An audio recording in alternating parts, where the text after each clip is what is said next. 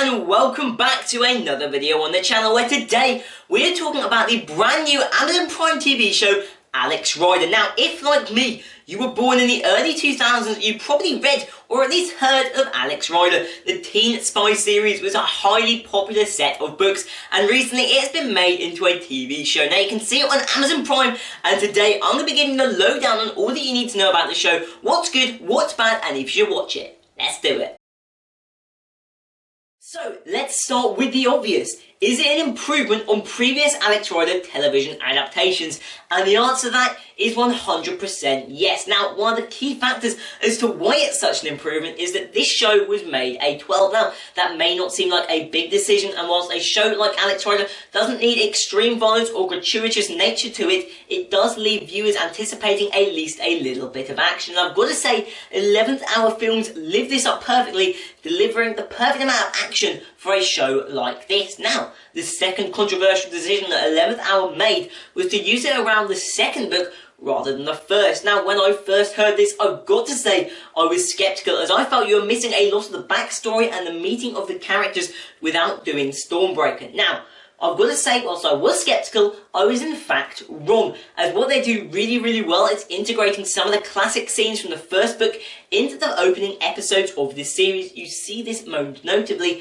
with the bike chase scene and the interrogation scene in episodes number 1 and episodes number 3, so I've got to say on that note, it's a huge well done.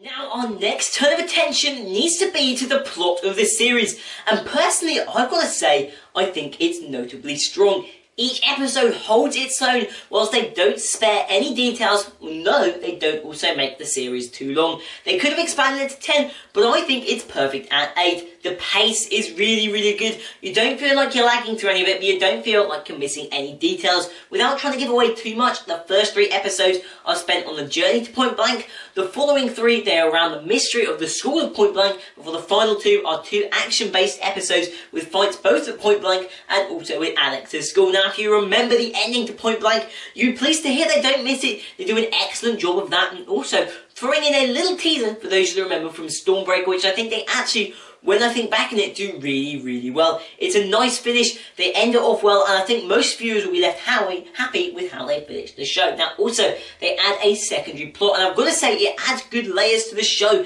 as they introduce a mole into MI6. I think this is a really good way of integrating the first 2 films, making it more enjoyable and also allowing a way in through Ian's death. The next topic of discussion is the characters. I'm going to say that on the whole, a huge improvement on the last film in the 2006 Stormbreaker. Now, let's just start off with Alex, the main character.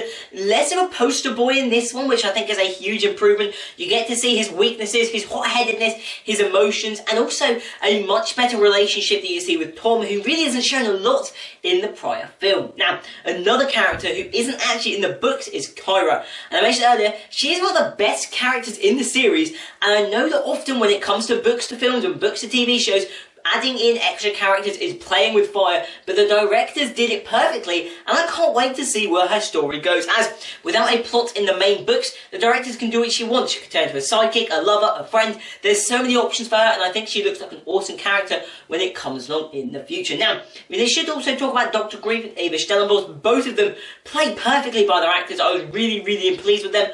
Obviously, we won't be seeing them in future seasons. However, there were 2 characters that I wasn't quite a huge fan of. Firstly, Alan Blunt. Now, that's just for me, I liked the 2006 Alan Blunt. I thought that was one of the best characters in the prior film.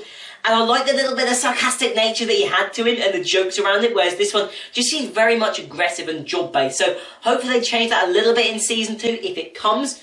Who knows? And the other character that I wasn't 100% on was Yasin Gregorovich. Now, let me be clear with this one.